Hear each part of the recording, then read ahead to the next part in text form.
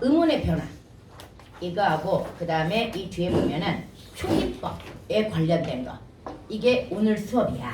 문법 수업이고요.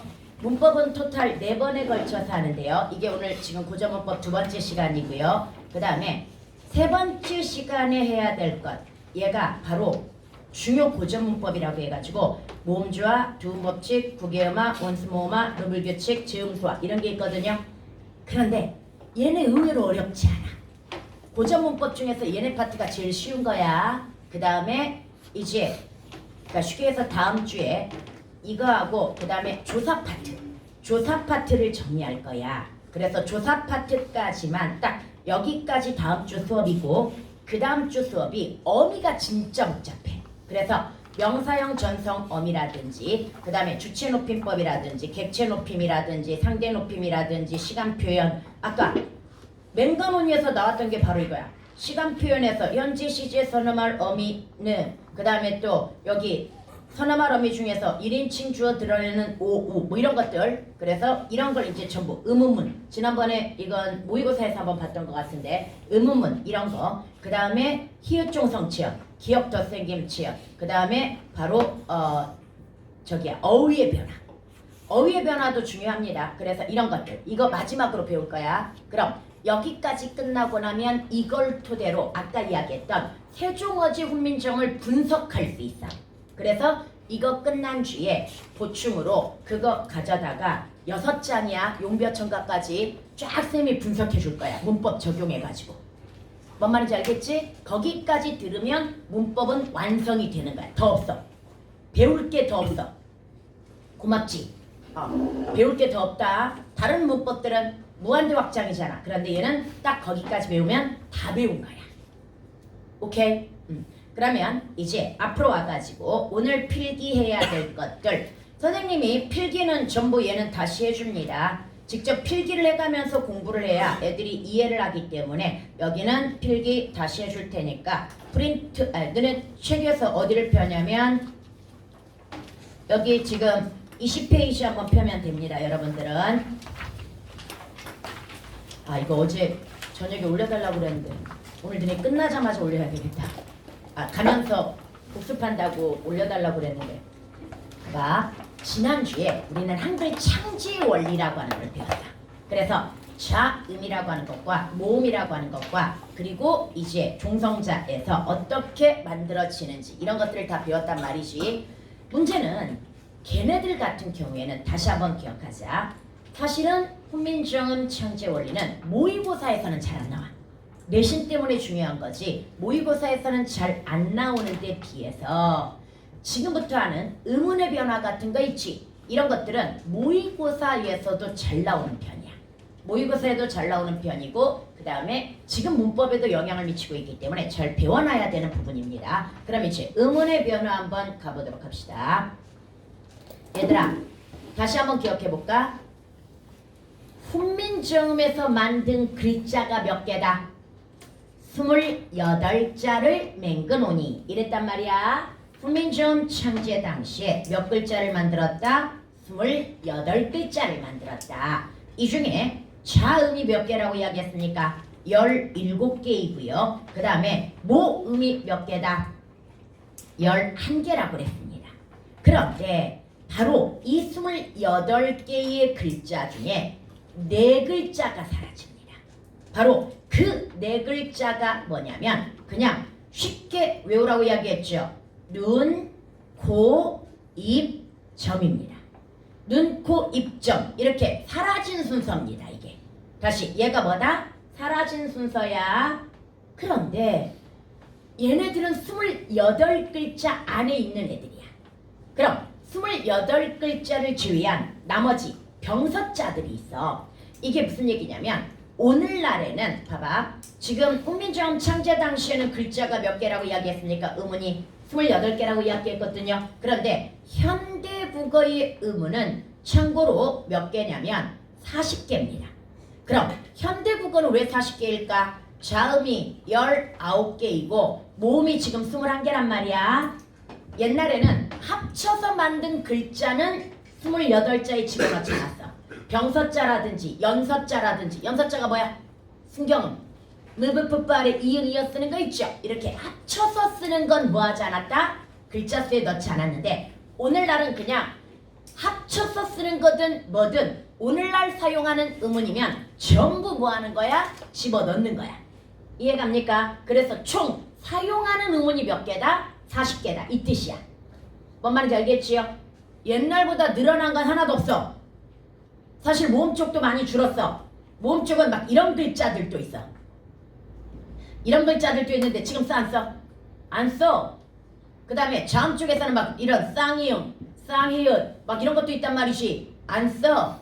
뭔 말인지 알겠지요? 그리고 심지어 그 28글자 중에서도 사라진 게 몇 개나 돼? 4개나 되는 거야 지금. 이해갑니까? 이거 사라진 순서다. 여린이엇이 가장 먼저 사라지고 그 다음 반치음이 사라지고 옛니음 사라지고 아래 아가 그 다음에 사라집니다. 따라합니다. 눈코 입점. 눈코 입점. 이렇게 외우면 쉽습니다. 그런데 28자에 들어가지 않는 글자 중에 사라진 게 정말 중요한 애가 하나 있어. 바로 비읍순경음입니다. 그런데 비읍순경음은 여린이읍과 같은 시기에 사라집니다. 그러니까 여린이읍과 비읍순경음이 뭐다? 같은 라인이 되는 거야. 같은 시기에 사라집니다. 그래서 비읍순경음을 여기에다 적어주는데 왜 파란색으로 썼어? 얘는 뭐가 아니기 때문이야? 28글자에는 들어가지 않기 때문입니다. 그래서 조심해야 돼. 28글자 중 사라진 글자는 4개인 거야. 5개라고 하면 안 됩니다. 4개가 지금 사라진 글자에 해당이 된다라고 하는 거. 그러면 이제 지금부터 얘네들을 전부 다 다시 분석해야 돼. 비읍순경음이 어떻게 변하고 사라졌는가. 그 다음에 여린이음은 어떻게 변하고 사라졌는가. 반치음은, 옛니음은, 아래하는 이걸 하나씩 이제 다 분석을 해줘야 됩니다. 봅시다. 학교에서는 이걸 세세하게 하지 않습니다. 그러니까 다른 건 세세하게 하는데 음운의 변화 과정은 세세하게 하지 않는데 모의고사는 오히려 훈민정음 창제 원리보다 이쪽을 더 좋아합니다. 그리고 실제 모고에서 교평에서 이 사라지는 과정이 중세국어, 근대국어, 현대국어 이렇게 변화 과정을 쫙 연결해가지고 나온 문제가 있습니다. 고난이도 문제가 있었는데 그것 때문에 내신에서 그 문제 되게 많이 나옵니다. 응용해가지고. 그러면 첫 번째, 여러분 우리는 이 중에서 뭐부터 볼 거냐면 비읍순경음의 변화부터 볼 겁니다. 다시 얘가 바로 뭐다? 비읍순경음인데 왜 비읍순경음의 변화를 보느냐? 얘가 가장 놀라운 변화를 일으키고요. 나가 오늘날에도 엄청난 영향을 미치고 있기 때문이야. 그래서 비읍순경음을 먼저 볼 건데 얘들아 비읍순경음이 금방 놀라운 변화를 일으켰다고 그랬지? 자음은 원래 음절에서 반드시 필요하지 않아. 그래서 자음은 사라지면 그냥 사라지면 되는 거야. 여린이엇도 그렇고 반치음도 그렇고 얘네들 그냥 사라지면 되는 거야. 그런데 얘는 성전환을 해버려. 무슨 말일까? 비읍순경음이 성전환했어. 빨리 추리해봐. 무슨 말인지. 그래. 얘는 자음이었거든요. 그런데 모음으로 변화합니다. 이게 엄청난 획기적인 변화입니다. 모음으로 변화했다. 그래서 이건 수능에 뭘로도 나오는 줄 알아? 자음과 모음이 의외로 연결되는 음운 관련 현상이 거의 없어. 연결되는 게 별로 없어. 자음은 자음, 모음은 모음이란 말이야. 그런데 딱 2개가 있어. 하나가 바로 뭐야? 비읍순경음의 변화와 또 하나가 뭐야? 너네 이미 알고 있어. 구개음화. 구개음화가 뭐에 영향을 받는다? 자음이 모음에 영향을 받아가지고 변화한다. 자음과 모음이 연관되어 있는 음운 변동은 딱 이 2개밖에 없어. 뭔 말인지 제가? 그래서 얘가 모음으로 변화한다는 게 정말 특이한 지점이고요. 그 다음에 여기에다가 우리 알고 있잖아. 현대국어에 뭐에 영향을 미친다? 비읍불규칙에 영향을 미칩니다. 그럼 현대국어의 비읍불규칙에 영향을 미친다는 게 무슨 얘기냐? 여러분 현대국어에서 비읍불규칙이 일어나는 애들 쉽게 얘기해가지고 이거야. 좁다라고 하는 것과 뭐가 있어? 춥다가 있습니다. 이때 좁다에다 아어 붙이면 뭐가 됩니까? 좁아가 될 거란 말이지. 얘는 비읍불규칙 일어나 안 일어나? 안 일어나. 규칙입니다. 그 다음에 춥다에다가 아어 붙여봐. 그래. 추워가 되면서 비읍불규칙이 일어나지요. 그러면 이렇게 비읍불규칙이 일어나는 애들은 중세국어에서 받침이 비읍순경음이었다는 걸 의미해. 비읍불규칙이 일어나지 않은 애들은 중세국어에서도 받침이 비읍이었다는 걸 의미해. 그래서 얘는 중세국어 때 뭐였을 거다? 좁다가 기본형이었을 거고, 얘는 중세국어 때 뭐가 기본형이었을 것이다? 비읍순경음인 거야. 얘가 기본형이었을 거다. 모의고사 여기서부터 출발했습니다. 즉 모의고사에서는요 이거야 벗다라는 얘가 나왔었는데, 벗다가 지금 생각해봐. 벗어, 얘는 불규칙이 아니야? 아니야. 근데 밥을 짓다의 짓다는 시옷이 탈락하면서 뭐가 돼? 지어가 돼버린단 말이지. 그럼 밑에 거가 뭐야? 시옷 불규칙으로서 얘가 반치음이 받침이었다는 걸 의미하는데, 모의고사에서는 15세기 어영에 이렇게 줘서 틀렸어. 왜? 벗다는 불규칙이 아니기 때문에 반치음이 받침이 아니야. 중세국어에서 얘는 그냥 시옷으로 나와야 되는 거야. 그런데 이렇게 이것만 준 거 아니야. 5개 줬어 얘. 그래서 하나씩 제껴가는 거야. 뭐 어디에서 틀렸는지. 여하튼 간에 이거 다음 주에 너네 미리 이야기할게. 테스트야. 이 문제 변화 교정 문제 테스트다. 알았지? 네. 그러면 여기에서 봐봐. 얘가 그런데 이렇게 그냥 심플하게 몸으로 변화했다 이렇게 하면 끝나면 좋잖아. 그런데 무려 4가지 양상을 띄어. 이거 잘 알아야 돼. 비읍순경음이 어떻게 4가지 양상을 띄느냐. 이 4가지를 이제 나눠보도록 하자. 얘가 첫 번째 받침에서의 변화를 알아야 됩니다. 그 다음에 초성에서의 변화를 알아야 됩니다. 앞으로 이거 중요합니다. 히읗, 종성, 치은 이런 데서도 받침, 초성 이런 다 나타나는 양상이 다르거든요. 그래서 구분 잘해야 되는데요. 초성에서 나타나는 양상은 다시 2가지로 나눕니다. 플러스 오른쪽 모음이라고 하는 것과 플러스 뭐가 있어?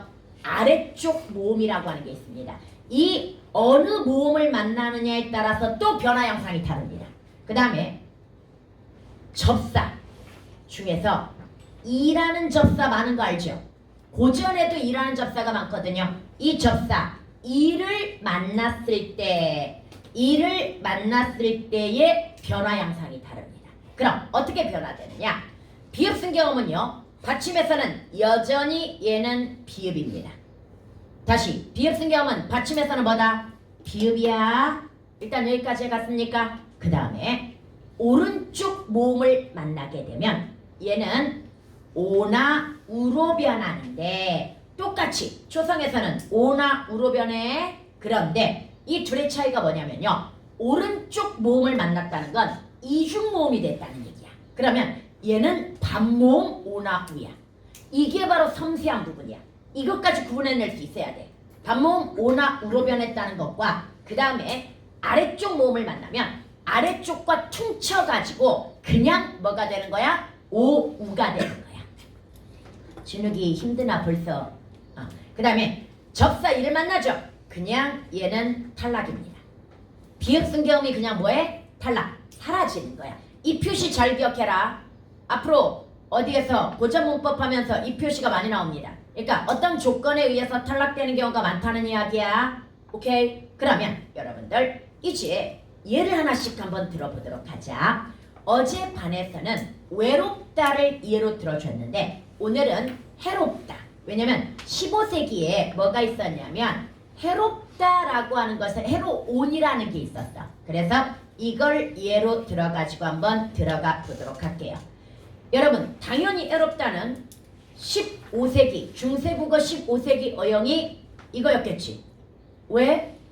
얘가 지금 비읍 불규칙이잖아. 그럼 이거였을 거란 말이야. 그러면 받침에서 어떻게 나타나는지 보자. 이걸 이렇게 나눌 겁니다. 15세기, 그 다음에 16세기, 그 다음에 근대 국어는 하지 말자. 하지 말자. 근대 국어까지 나눴는데 오늘은 1학년이니까 그냥 바로 현대로 갈게요. 현대로 하면 16세기 말이라고 해놓고 현대로 가보도록 하자. 그럼 이 세 단계로 변화 과정을 한번 살펴보도록 할게요.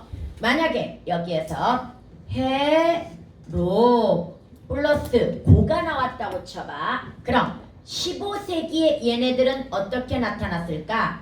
여러분 15세기에는 비읍순경음이 쓰였단 말이야. 그럼에도 불구하고 받침에서는 쓰이지 못해. 받침은 팔종성법이잖아.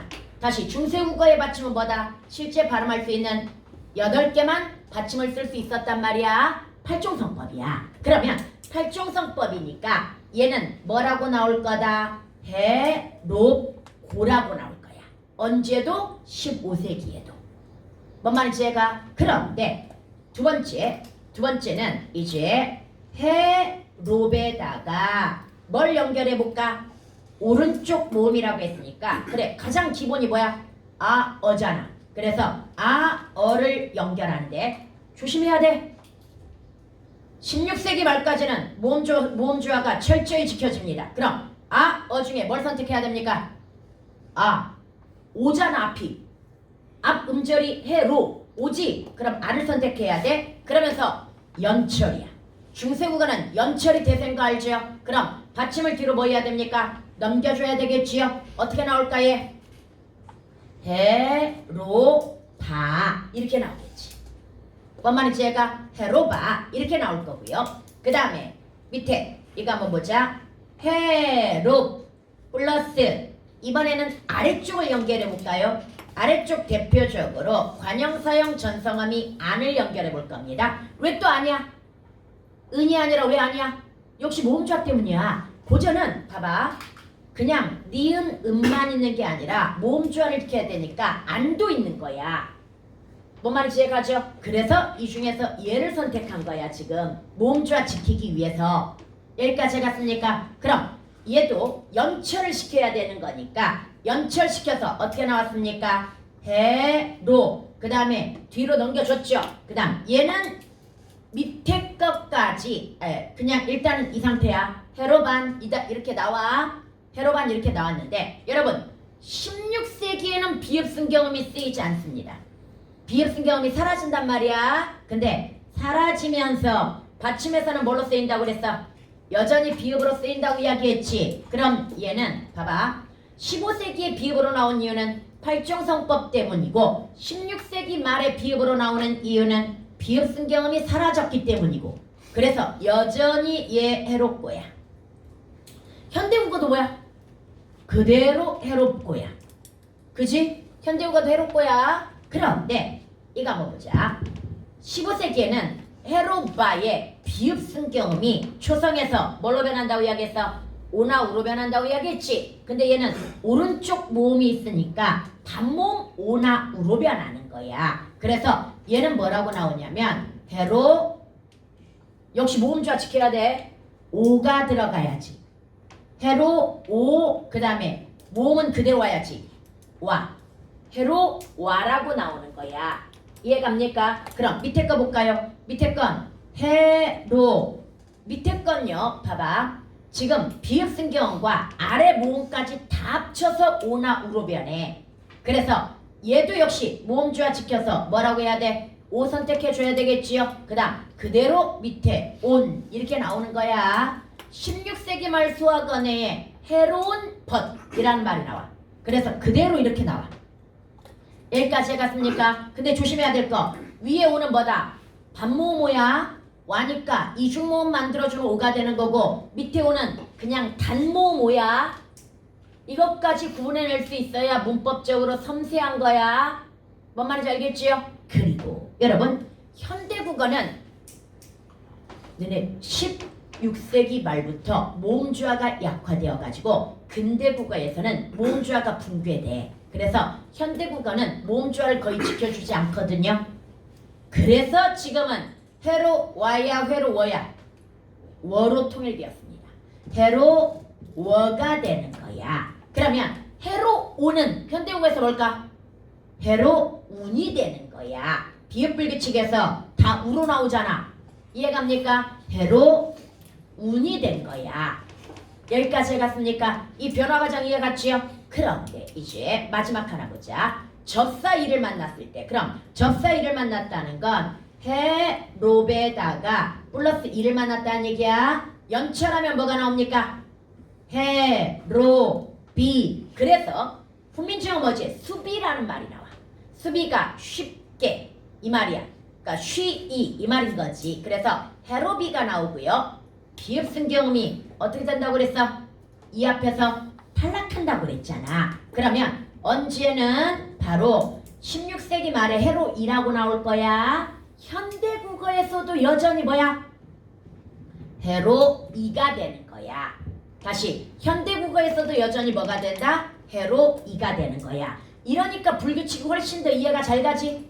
왜 그렇게 변했는지, 왜 우까지가 어간인지. 다시 해로 우까지가 어간이다.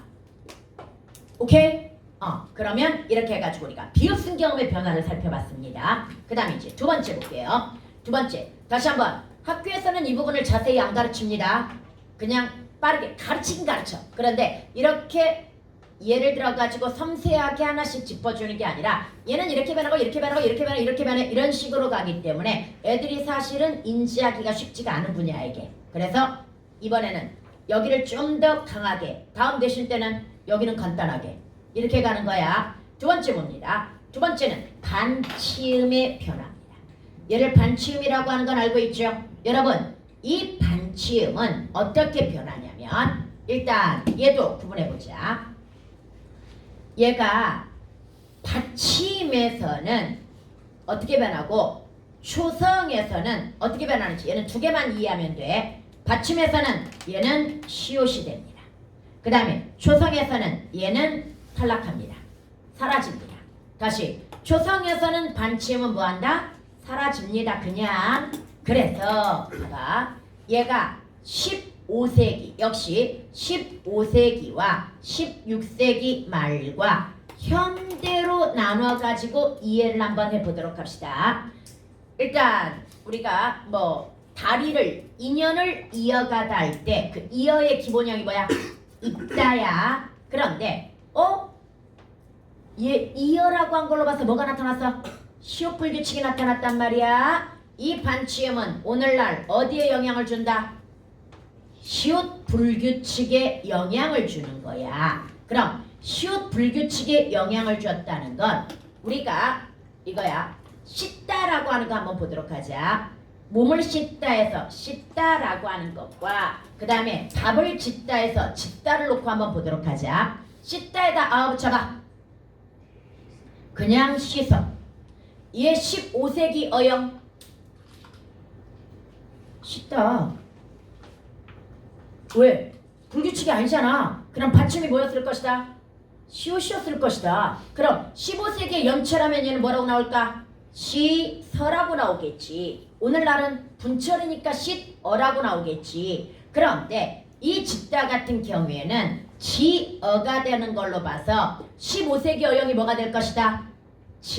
반치음인 거야. 이해갑니까? 그럼 짓다니까 15세기에 얘를 연철시키면 뭐가 되는 거야?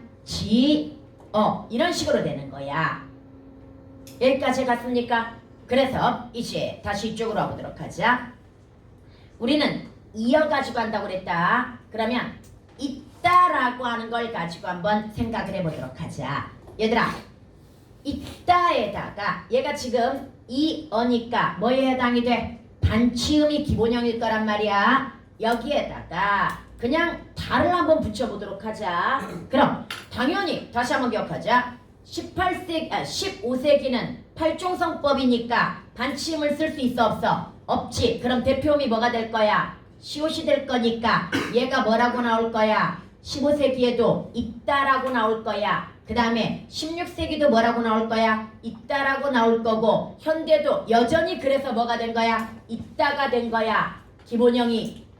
뭔 말인지 알겠지요? 그런데 얘가 초성으로 갔을 때가 문제가 돼. 초성으로 갔을 때가 어떻게 문제가 되냐면 이 플러스 역시 어를 한번 넣어보도록 하자. 그러면 연철해가지고 15세기에는 뭐라고 나올 것이다? 이 반치음 어가 되는 거야. 그런데 얘가 16세기 초반까지 돼요. 보통 15세기까지 쓰였다고도 하고 16세기 초반 문헌에도 나타나는 경우도 있어. 그런데 결국 16세기 말하는 얘가 쓰였겠다 안 쓰였겠다? 안 쓰였는데 초성에서는 뭐 한다고 이야기했어? 사라진다고 이야기했잖아. 그럼 얘는 뭐에 해당이 돼? 이어가 될 거야. 그리고 현대국어에서 그대로 뭘로 이어진 거야? 이어로 남은 거야. 그래서 시옷불 규칙이 된 거야. 여기까지 갔습니까? 그럼 반치음의 변화 이해 갔죠? 반치음은 그래도 비교적 쉽습니다. 그 다음에 이제 세 번째. 사실은 비읍 순경음의 변화보다 더 중요한 건 바로 이거야. 아래아의 변화야. 왜냐? 자음은 사실 크게 언어에 영향을 못 미쳐. 자음의 변화 자체가 비읍 순경음이 진짜 특이한 케이스야. 특이한 케이스인데 이 아래아라고 하는 모음이 사라졌다는 건 엄청난 변화야. 왜냐? 음절 만들 때요. 모음이 없으면 안 됩니다. 그럼 모음이 없으면 안 되니까 뭐 해야 되는 거야? 반드시 이 모음을 대신할 그 무엇이 있어야 되는 거야. 그래서 먼저 이거 한번 다시 기억해보자. 우리 모음 사각도라고 하는 게 있는 거 알죠? 이거 무조건 머릿속에 외우고 있어야 됩니다. 고전이든 현대 국어든 얘가 이, 으, 어, 아, 우, 오, 아래야. 이거야 지금. 이게 중세국어 단모음 7개입니다. 중세국어 단모음 7개인데요. 미리 이야기할게. 중세국어는 단모음이 7개였는데 아래아가 16세기 말에 사라지게 되면서 6개일 뻔했어. 그런데 바로 18세기에 애가 단모음화 되고요. 그 다음에 현대국어에서는 위, 외가 단모음화 되면서 현대국어는 단모음화가 몇 개다? 10개입니다. 그런데 여기서 이제 지금 단모음의 변화는 좀 이따 다시 살필 거고 이거 한번 보자. 여러분 아래 아가 뭐라고 배웠습니까? 양성. 아도 양성. 오도 양성이야. 그 다음에 음성. 그 다음에 중성이 바로 이라고 이야기했죠. 그러면 이 그림을 보고 왜 모음 조화가 일어나는지를 추정해보자. 왜 모음 조화가 일어날까? 그렇지. 가까이에 있잖아. 끼리끼리 모여서 발음되려고 하는 현상이야. 끼리끼리 모여있으면 가까우니까 발음하기가 뭐한 거야? 쉬운 거야. 너네 봐봐. 어 발음이 쉬울까? 아 발음이 쉬울까? 으아. 평소 때는 잘 못 느껴. 근데 여기에다가 손을 대보면 느껴져. 턱에다가 손 대봐. 빨리 대봐. 으어 발음해봐. 으아. 봐.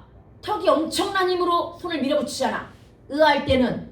근데 으할 때는 거의 에너지가 안 들잖아.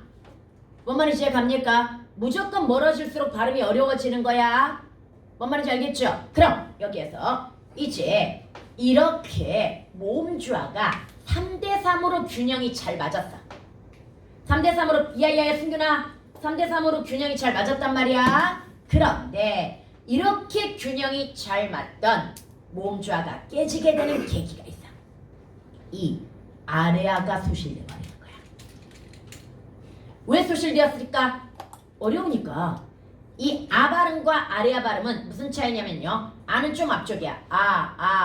이렇게 발음해. 아래아는 안쪽으로 혀를 더 당겨야 돼. 물론 오늘날의 관점에서는 그냥 음성의 차이 아닙니까? 뭐 이 정도. 왜? 오늘날은 이걸 구별을 못하니까. 그래서 음성의 차이로 보여지지만 그때는 이걸 구별해가지고 발음했다는 얘기야. 너네 무브프프가 있었다는 건 무브프프 이거하고 무브프프 이 발음 구분했다는 얘기야. 근데 사라졌다는 건 이제 구분을 못한다는 이야기야. 그렇듯이 아래아도 원래는 구분이 되는 발음이었는데 얘가 사라진 거야. 그럼 어떻게 사라졌느냐? 이제 이걸 한번 볼 거야. 아래아는 둘째 음절 이하에서부터 사라져. 이게 조심해야 될 포인트야. 다시 얘 페이크로 뭐라고 들어간다? 첫 음절 아래아가 먼저 사라졌다고 들어가는데 아니야. 둘째 음절 이하가 먼저 사라져. 다시 둘째 음절 이하 그리고 첫 음절로 나누어 놓고 둘째 음절 이하는 언제 사라지냐면 16세기 말, 그 다음에 첫 음절은 18세기에 사라집니다. 그럼 얘네들이 사라지는데 얘네는 반드시 대신해야 될 게 있다고 이야기했죠. 둘째 음절 이하는 뭐가 돼? 의가 되는 거야. 우리 이거 고전 시간 읽기에서 배웠잖아. 둘째 음절 이하는 뭐라고 읽어라? 의라고 읽어라. 그 다음 그럼 첫째 음절은 뭐라고 읽으라고 그랬어? 아라고 읽으라고 그랬죠. 얘는 아로 변합니다. 선생님이 설마 그냥 가르쳤겠니? 이거 문법적 변화 과정이야. 이런 식으로 사라지니까 둘째 음절 이하는 의로 읽어야 되는 거고 첫 음절은 뭘로 읽어야 되는 거야? 아로 읽어야 되는 거야. 특수하게 변한 몇 개의 케이스를 지휘하고는 뭔 말인지 이해갑니까? 예외적인 걸 지휘하고는 문법적 변화 과정이 이겁니다. 여기까지 일단 이해갔습니까? 문제는 이겁니다. 아레아가 사라지면서 지금 전부 양성한테 아나 오한테 그 역할을 줬다면 큰 문제가 되지 않습니다. 그런데 바로 첫 번째 음절은 누구한테 줘? 아한테 줬어. 그럼 이건 모음주어가 그대로 지켜진 거야. 그런데 둘째 음절 이하를 누구한테 줘버렸어? 지금 의한테 줘버렸어. 양성의 역할을 누구한테 맡긴 거야? 음성한테 맡겨버린 거야. 어떤 문제가 발생했는지 한번 이제 예를 통해서 한번 보도록 할게요. 그런데 여기서 잠깐 이거 기억해야 돼. 여러분 얘네들이 지금 이렇게 바뀌었다고 그랬어. 다시 둘째 음절 이하가 16세기 말에 아레아를 발음하지 못하고 의로 변했고요. 첫 음절은 18세기에 뭘로 변했다? 아로 변했다. 얘는 음가를 얘기하는 거야. 음가의 소실을 이야기하는 거야. 이게 무슨 말일까? 발음할 수 없게 되었다는 얘기야. 다시 뭐 할 수 없게 되었다? 발음할 수 없게 되었다는 얘기야. 우리 이거 어두장군에서 배웠잖아. 시옷 비읍이 근대 국어에서 발음이 됐어 안 됐어? 안 됐지만 언제까지 쓰여? 1933년까지 쓰였던 거 기억나지요? 그것처럼 얘는 음가 소실이야. 뭘 할 수 없다는 얘기다? 발음을 할 수 없다는 이야기이지. 표기 소실은 언제야? 얘도 1933년이야. 1933년 한글 맞춤법 통일한 때 완전히 표기가 소실되기 때문에 사실은 우리가 보는 대부분의 고전 시가에서는 뭐가 나타난다? 아레아가 나타나. 단 언제 이후부터는 16세기 말 이후부터는 둘째 음절 발음 안 됩니다. 그 다음에 18세기부터는 뭐가 발음이 안 되는 거야? 첫 음절이 발음이 안 되는 겁니다. 뭔 말인지 제가 이미 변해버렸다는 이야기야. 발음 자체가. 그래서 그걸 1933년에 표기로 정리를 해버린 거야. 그런데 기억해라. 우리가 봐야 될 건 얘야. 음가 소실인 거지 표기 소실을 보는 게 아니야. 음성 언어가 더 중요하다고 이야기했잖아. 문자 언어보다. 그래서 이걸 기준으로 우리는 뭘 정리할 거냐면 여기 헷갈리지 마. 봐봐. 15세기, 16세기 중엽, 그 다음에 17세기, 그 다음에 현대국어, 현대국어 이 순으로 해가지고 한번 정리를 해보도록 할게요. 여러분들 알 이게 있어. 얘가 15세기에 그대로 뭘로 쓰였을까?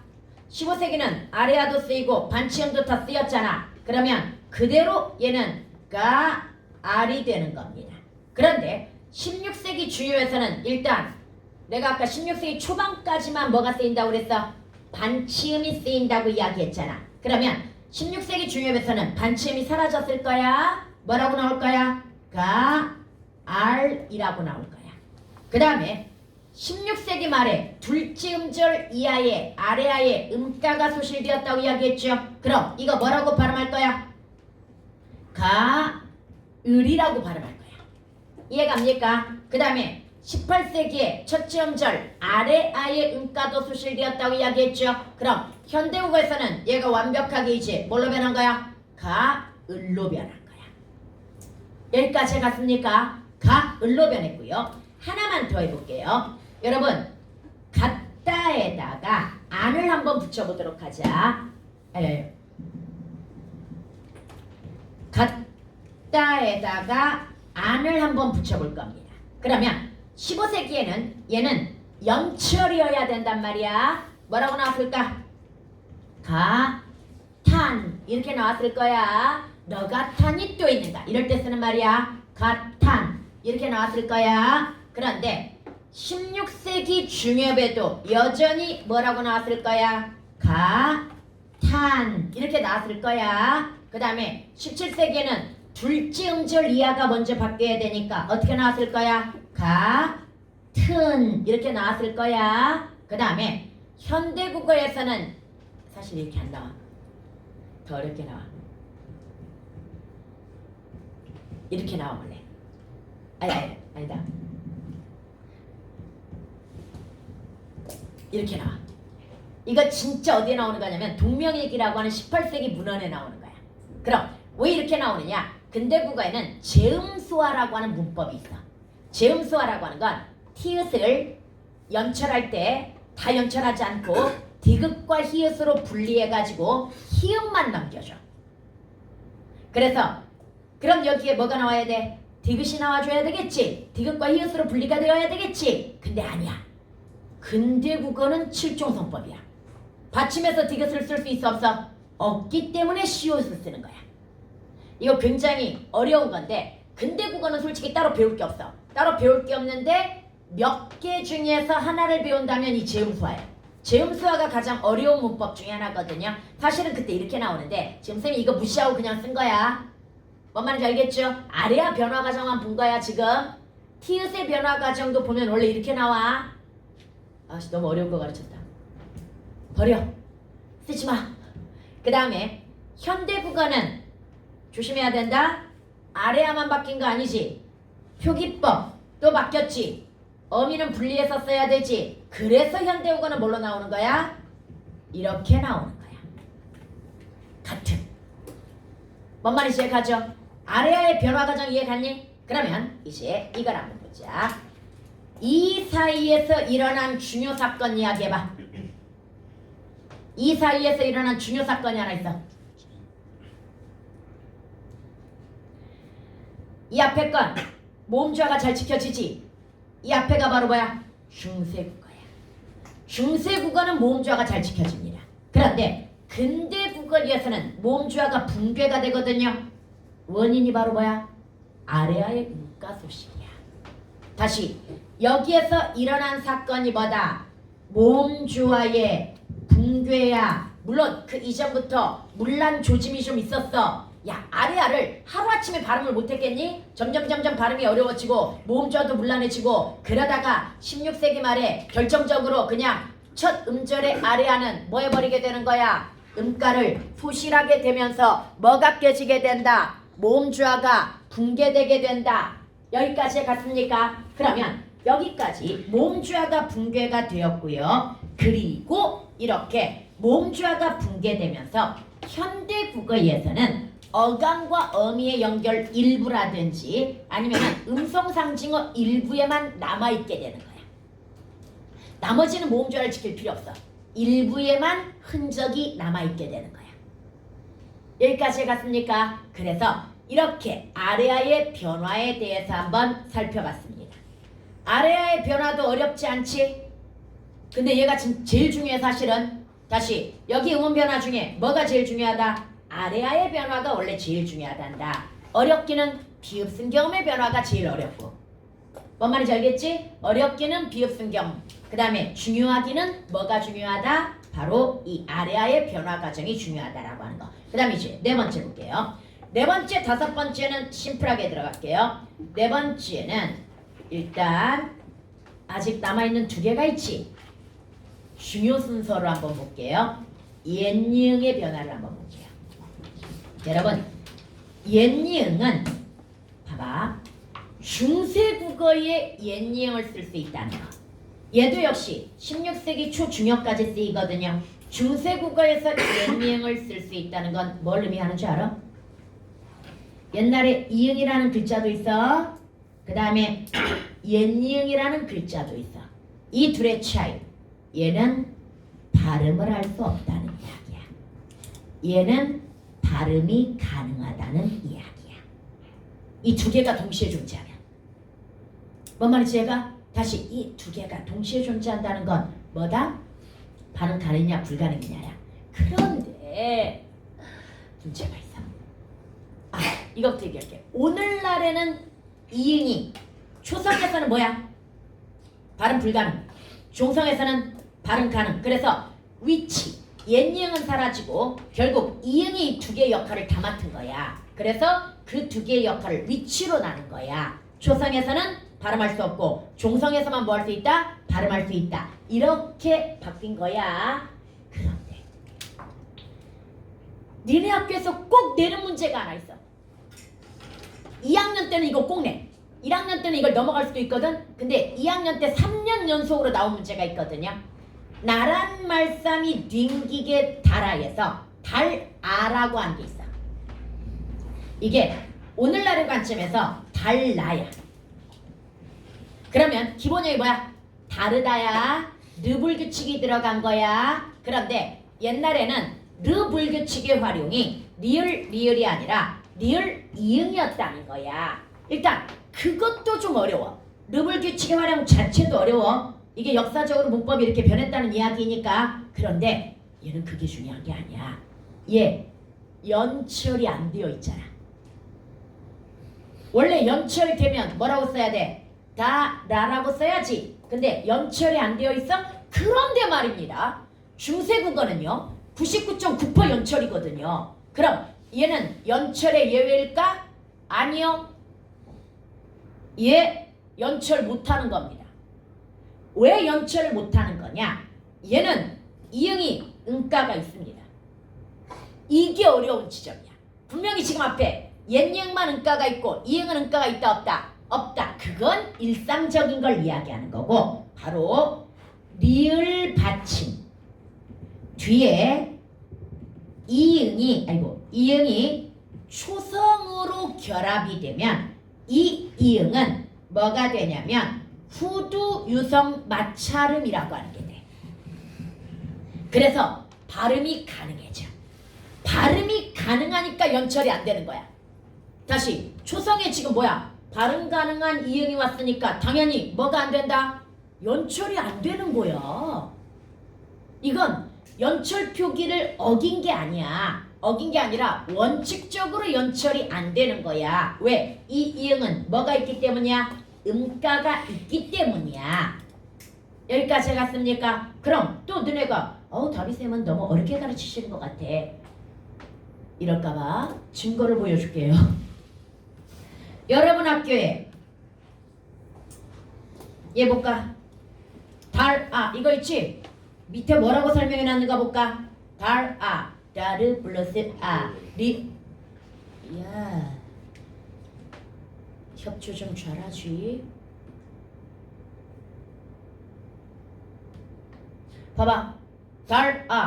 이어적기 적용 안 됨. 끊어적기 적용 안 됨. 왜? 얘는 끊어적기도 이어적기도 아니라는 얘기야. 그냥 아예 연철 표기가 불가능한 초성의 이응이 발음 가능한 애라는 이야기야. 뭔 말인지 얘가? 그러면 여기에서 지금 리을 이응 활용형이 규칙적으로 나타나는 불규칙도 설명을 했고요. 심지어 16세기는 리을 활용형으로 변하고 18세기는 리을 니은으로 변하고 현대국어는 다시 리을로 변하는 이 변화 과정까지 알아야 되고요. 그 다음에 받침 리을에 초성 이응이 결합되면 얘가 뭐다? 유성 마찰하면서 응가가 존재하는 이응이다. 학교에서도 다 설명하잖아. 2학년은 이거 꼭 나와 시험에. 이것만 나오는 게 아니야. 단치응과 비읍승경음도 후두유성 마찰음이라고 해가지고 가르쳐. 뭔 말인지 이해가? 그래서 지금은 이거 알 필요 없어. 얘는 주로 내가 보니까 너네 학교에서 1학년 때 잘 안 내고 2학년 때 내는 문제이긴 해. 그런데 달아라고 하는 거에 이응이 뭐라는 거? 응가가 있기 때문에 얘는 연철 대상이 아니라는 거. 이 정도까지 기억하고 얘가 바로 느불규칙의 변화라는 거. 이 정도까지 기억을 해놔야 됩니다. 이해갑니까? 그래서 이렇게 이것 때문에 지금 여기에서 이응이 예외적으로 초성의 리을 받침 뒤에 이응이 초성으로 나타나면 이게 바로 뭐다? 후두유성 마찰음이라고 해가지고 뭐가 된다? 음가가 생겨버린다는 얘기야. 원칙적으로는 음가가 없습니다. 그럼 예를 한번 들어볼까요? 세중 어제 훈민중 이런 거 한번 볼까? 세중 어제 지금 봤더니 받침에 옛니은과 이응이 동시에 나왔죠. 그럼 이응은 발음할 수 있다 없다? 발음할 수 없다는 뜻입니다. 그럼 이 어떻게 발음해야 돼? 세중 어제 이렇게 발음해야 돼. 이해 갑니까? 세중 어제 이렇게 발음해야 되고요. 그러면 이런 거 한번 보자. 어이 이런 말이 나왔다고 쳐봐. 여러분 그러면 얘는 어에서 초성의 옛니응이 나왔단 말이야. 발음할 수 있다는 얘기 없다는 얘기야? 발음할 수 있다는 얘기입니다. 다시 초성의 옛니응이 나오는 경우 의외로 많거든요. 얘 발음할 수 있다는 이야기다. 옛니응은 옛날에 발음 가능한 이응이었어. 뭔 말인지 알겠지? 그래서 이렇게 다시 한번 얘네들은 뭐가 불가능하다. 발음이 불가능하고 옛니응은 뭐가 가능하다. 발음이 가능하다. 근데 예외적으로 이응이 뭐 되는 경우가 있다. 발음이 가능한 경우가 있다. 리을 받침 뒤에 초성으로 이응이 왔을 때 후두 유성 맞찰음이 되어가지고 발음이 가능해진다. 여기까지. 야 이걸 한 번 듣고 내신 보려고 생각해봐. 머리에 쥐나겠지? 그래서 두 번 꼭 들어야 돼. 네, 그 다음에 이제 마지막으로 다섯 번째 여린 이웃입니다. 여린 이웃의 변화 과정을 볼까요? 여러분 여린 이웃을 발음 한번 해볼래? 봐봐. 비읍 순경음이 뭐였어? 스음을 가볍게 발음하는 거였단 말이야. 그래서 좀 무겁게 발음했던 걸 가볍게 이렇게 발음했을 거란 말이지. 그럼 여린 이웃 같은 경우에도 히읗은 좀 무겁게 흐 이렇게 발음했다고 쳐봐. 그럼 여린 이웃은 허 뭐 이런 식으로 발음했다고 쳐봐. 뭔 말인지 갑니까? 그런데 이런 것들이 존재했던 이유가 뭔지 아니? 이렇게 어려운 발음들이 존재했던 이유가요. 좀 이따 배우겠지만 동국정식 한자음 표기라는 것 때문이야. 그러면 이걸 그건 뒤에 가서 배울 거고 이제 여기에서 여린 이웃의 기능이 뭐냐라고 하는 걸 알아야 돼. 그냥 이건 지금 완벽하게 몰라도 돼.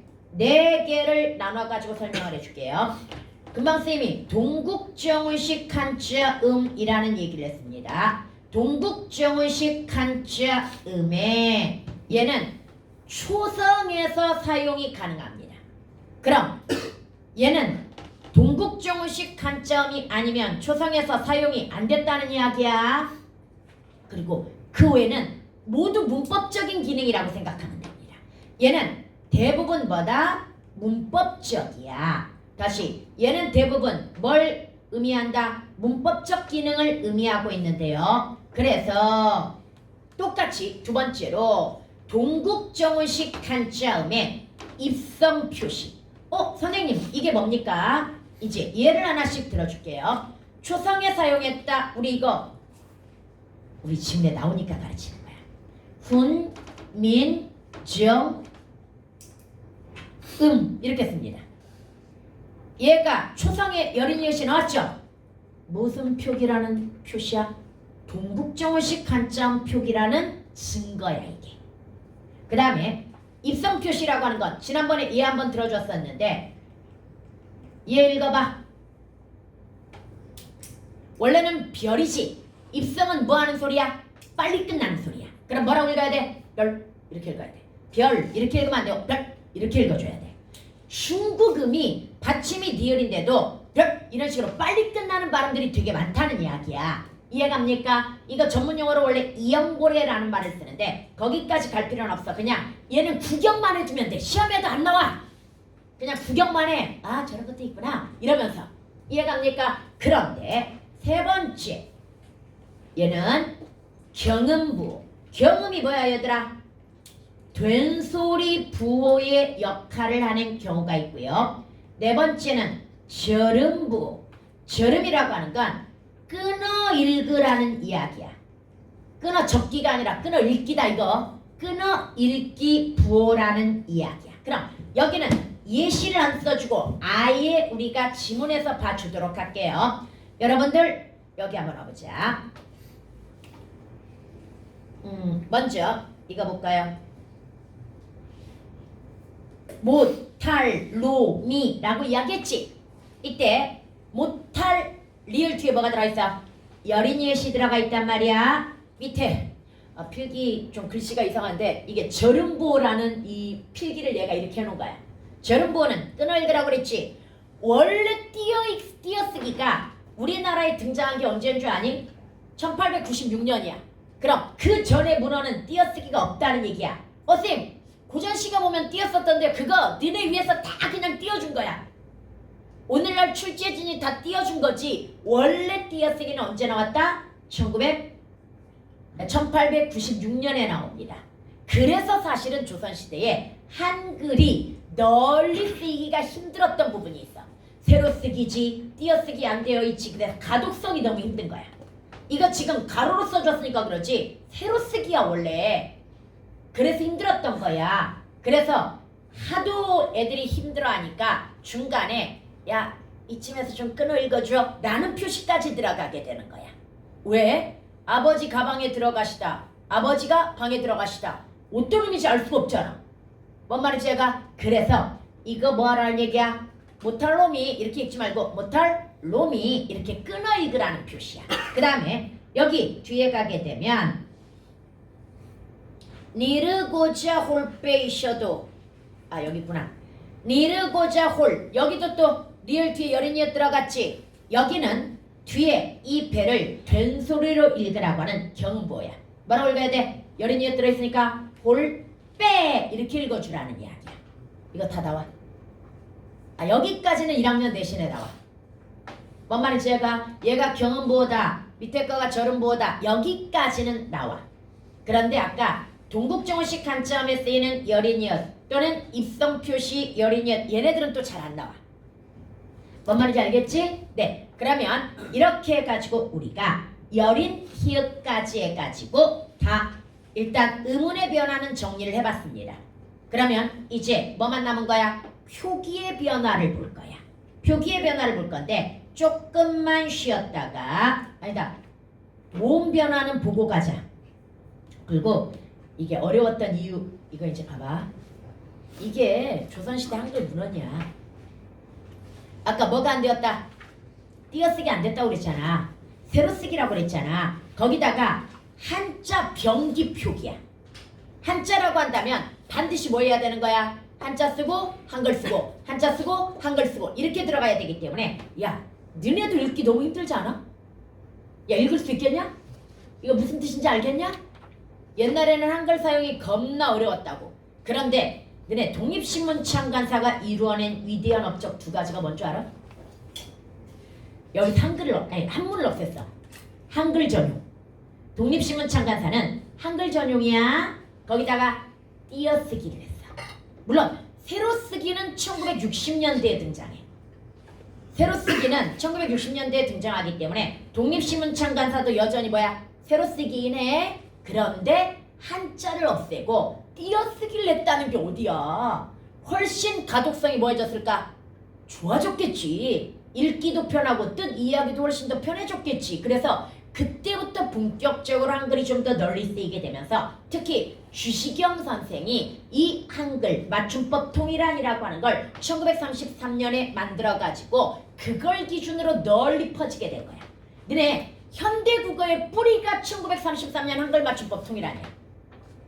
현대국어는 그 이후로 바뀐 적이 없습니다. 선생님 많이 바뀌었잖아요. 일부 개정이 되었을 뿐이야. 1988년에 한글 맞춤법 개정안이라는 게 나와. 개정안이라고 하는 건 이제 시대도 많이 바뀌어가지고 말도 바뀌었으니까 조금만 바꿀게 이거야. 뭔 말인지 얘가? 그래서 오늘날 이렇게 편안하게 한글을 쓸 수 있게 된 이유가 사실은 독립신문창간사가 한글 전용과 뭘 실시해줬기 때문이야? 띄어쓰기. 그리고 여기다 1933년에 한글 맞춤법 통일안이라는 걸 만들어줬기 때문에 우리는 이 한글을 널리 사용할 수 있게 된 거야. 여기까지 갔습니까? 그러면 아까 의문의 변화부터 조금만 쉬었다가 하자.